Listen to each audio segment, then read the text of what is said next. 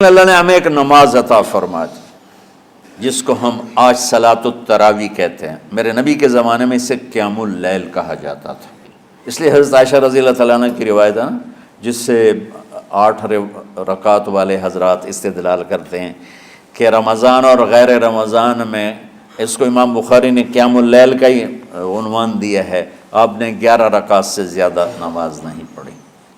ایک ضعیف روایت میں ہے کہ آپ نے 3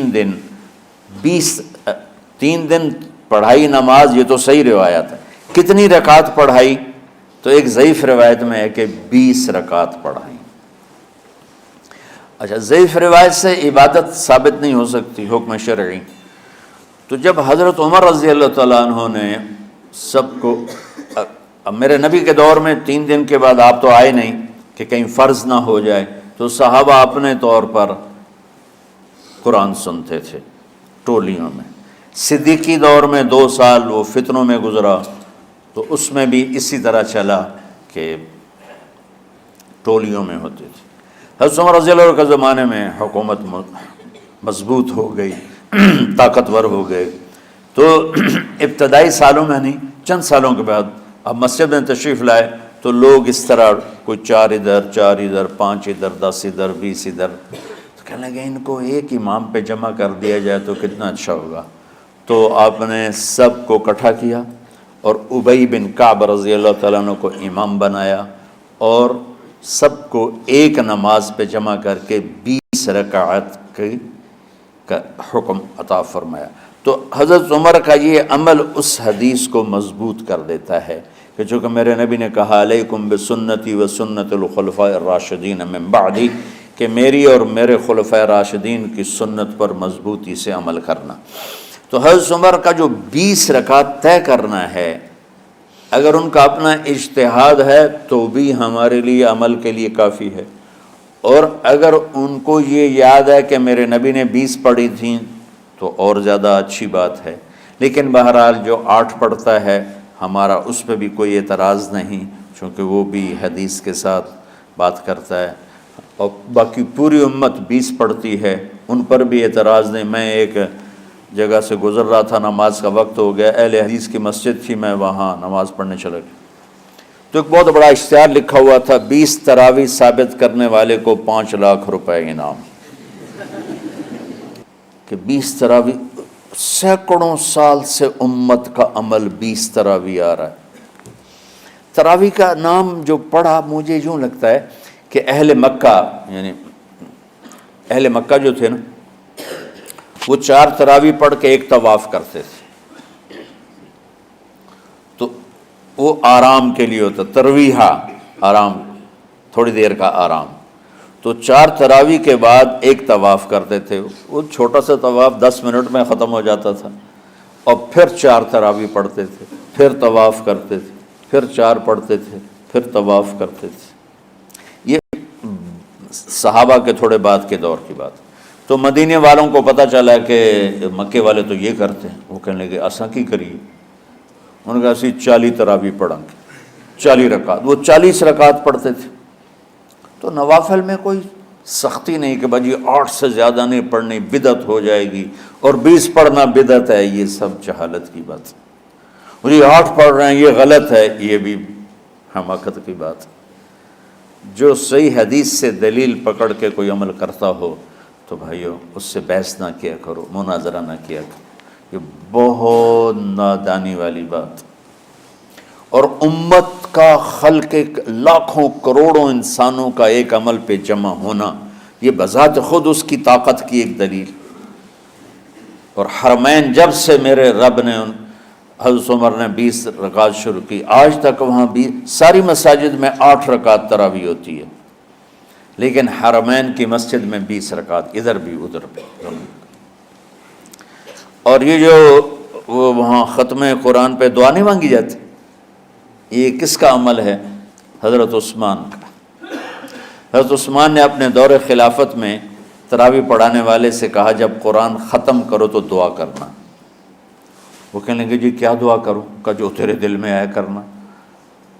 تو ختم قرآن کی رات تراویح کی آخری رکعت میں من الجنت والناس کے بعد دعا کے لیے ہاتھ اٹھانا، یہ حضرت عثمان رضی اللہ تعالیٰ عنہ نے اس کو زندہ فرمایا۔ اور امام دعا کرتا تھا 1 منٹ 10 منٹ 20 منٹ جتنے بھی، اور پیچھے لوگ آمین کہتے تھے۔ وطر کی جماعت نہیں ہوتی تھی، وطر کو باجماعت حضرت علی رضی اللہ تعالیٰ عنہ نے شروع کی کہ وطر کو بھی باجماعت پڑھا جائے، تو یہ ان کی سنت ہے کہ وطر کو باجماعت پڑھا گیا۔ تو اب یہ لہٰذا یہ سارے سنت جو کام ان خلفۂ راشدین سے ہوا وہ بھی سنت ہے۔ تو اللہ نے ہمیں ایک عبادت دے دی کہ میرا قرآن پڑھو اور سنو۔ پہلی امتوں کو تراویح کیوں نہیں تھی یا قیام اللیل کیوں نہیں تھا؟ کہ ان کو اپنی کتاب یاد ہی نہیں ہوتی تھی، وہ اپنی کتاب کے حافظ نہیں ہوتے تھے، وہ اپنی کتاب یاد ہی نہیں کر سکتے تھے، صرف نبی کو یاد ہوتی تھی۔ اللہ نے ہمارے لیے کتنا آسان کر دیا کہ 7 سال کے یہ چھوٹے چھوٹے بچے قرآن یاد کر رہے ہیں، 70 سال کا بوڑھا قرآن یاد کر رہا ہے۔ یہیں یہ مولوی یوسف صاحب کا ساتھی تھا، یا پتہ نہیں ان سے پہلے تھا، سلمان، مولوی سلمان، آج کل امریکہ میں ہوتے ہیں، ہماری ایک شاخ چلا رہے ہیں ماشاءاللہ۔ وہ شروع میں یہاں تھے، تو یہاں تراویح پڑھانے کے لیے ہمارے پاس حافظ کوئی نہیں تھا، وہ حافظ نہیں تھے، وہ صبح بیٹھ کے شام تک 1 سپارہ یاد کرتے اور رات عشاء کی نماز میں سنا دیتے۔ 30 دن میں قرآن یاد کر کے سنا دی۔ مطلب یہ سنی سنائی بات نہیں، ہمارے اسی حسنین، اسی ممبر اور محراب کی بات کہ یہیں اسی مسجد میں انہوں نے صبح سے مغرب تک یاد کرتے تھے اور پھر عشاء میں کھڑے ہو کے سنا دیتے تھے۔ پیچھے ہوتے تھے لقمہ کوئی دینے والا شاید، لیکن بہت خوبصورت پڑھ کے 1 دن میں یاد کر کے سنا دیا۔ اور ایک مجھے نام بھول گیا کہ 3 دن میں قرآن یاد کیا، 10 سپارے 1 دن میں یاد کیے، 10 دوسرے دن میں یاد کیے، 10 تیسرے دن میں یاد کیے۔ وَلَقَدْ يَسَّرْنَا الْقُرْآنَ لِلذِّكْرِ فَهَلْ مِن مُدَّكِرٍ۔ تو اللہ تعالیٰ نے اس کو نصیحت کے لیے بھی آسان کیا ہے اور یاد کرنے کے لیے بھی آسان کیا ہے۔ کوئی کتاب پہلے یاد نہیں ہوتی تھی کسی کو، ماشاءاللہ تم میں کتنے حفاظ بیٹھے ہیں اللہ کے فضل سے۔ تو اللہ نے ہمیں رات کی نماز عطا فرمائی، اور چونکہ یہ ایک مشقت ہے تو میرے نبی نے کہا یہ رات کی نماز کے ہر سجدے پر 1500 نیکی لکھی جاتی، 1500 نیکی لکھی جاتی۔ اور اللہ تعالیٰ ہر سجدے پر جنت میں ایک محل بناتا ہے جس کے 60,000 سونے چاندی کے دروازے ہوتے، اور ایک درخت اس کے لیے لگاتا ہے جس کے نیچے 100 سال گھوڑا دوڑ سکتا ہے۔ تو رمضان کا اہتمام آپ رجب سے شروع فرما دیتے تھے۔ میرے نبی نے 9 رمضان دیکھے، 9 رمضان اپنی زندگی میں، 9 رمضان۔ 10ویں رمضان سے پہلے آپ اللہ کے پاس تشریف لے گئے۔ آپ کی زندگی میں روزے فرض ہونے سے آپ کی وفات تک 9 رمضان گزرے، اور میں قربان جاؤں اپنے نبی پر، اپنی امت پہ کیسی شفقت تھی۔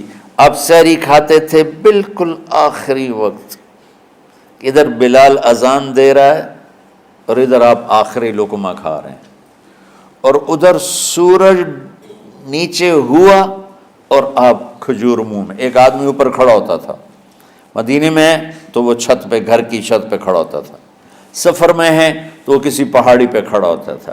جو ہی سورج کا کنارہ نیچے جاتا اب فوراً وہ کہتا یا رسول اللہ قد غربت، تو آپ کھجور منہ میں ڈال لیتے تھے، یا پانی، کبھی پانی سے افطار فرماتے تھے، کبھی کھجور سے افطار فرماتے تھے، کہ میری امت پہ بھوک کا وقت کم سے کم آئے۔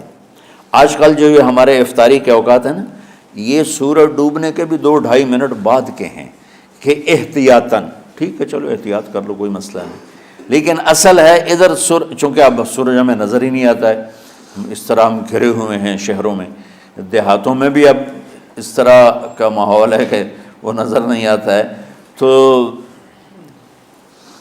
بہتر کہ ادھر سورج غائب ہو، ادھر لقمہ منہ میں جائے، لیکن یہ تب ہے جب آپ نظر آ رہا ہو۔ اب جب آپ یہاں بیٹھے ہو حسنین میں تو یہاں تو کوئی سورہ نظر نہیں آئے گا، یہاں تو منار ہی نظر آئے گا، تو لہٰذا احتیاط ٹھیک۔ ہمارے اہل حدیث بھائی وہ 2 منٹ پہلے ہم سے افطار کرتے ہیں، تو بڑی اچھی بات ہے کہ سورج کے غروب ہونے کا جو اصل وقت ہے اس کے ساتھ ہی افطار کرنا۔ اور سحری میں ایک واقعہ سناتا ہوں، آپ سحری کھا رہے تھے، بکرے کی سری پکی ہوئی تھی، تو مولا علی رضی اللہ تعالیٰ عنہ اور عرباض بن ساریہ رضی اللہ تعالیٰ عنہ آپ کے ساتھ کھانا کھا رہے تھے۔ تو حضرت بلال ہے، یا رسول اللہ وقت ختم ہو گیا ہے، میں اذان دینے جا رہا ہوں، آپ برائے مہربانی کھانا پینا بند کریں۔ اور یہ کہہ کر چلے گئے۔ چھت، ایک انصاری عورت تھی، اس کے گھر کی چھت پہ چڑھ کے اذان دیتے تھے۔ چڑھنے لگے تو پھر واپس آئے کہ دیکھوں اللہ کے نبی نے کھانا چھوڑ دیا یا نہیں۔ آ کے دیکھا تو وہ کھا رہے تھے۔ انہوں نے کہا یا رسول اللہ واللہ لقد اصبحت، یا رسول اللہ اللہ کی قسم سحری کا وقت ختم ہو گیا، صبح ہو گئی۔ تو آپ نے ہاتھ پیچھے کر لیا، کہہ رہے تیرا بھلا ہو بلال، ابھی وقت باقی تھا، تیرے قسم کھانے پر اللہ نے اس کو پہلے نکال دیا کہ تیری قسم کہیں جھوٹی نہ پڑ جائے۔ تو حضرت علی نے فرمایا کہ اگر بلال قسم نہ کھاتے تو جب تک میرے نبی کھاتے رہتے صبح صادق نہیں ہونی تھی۔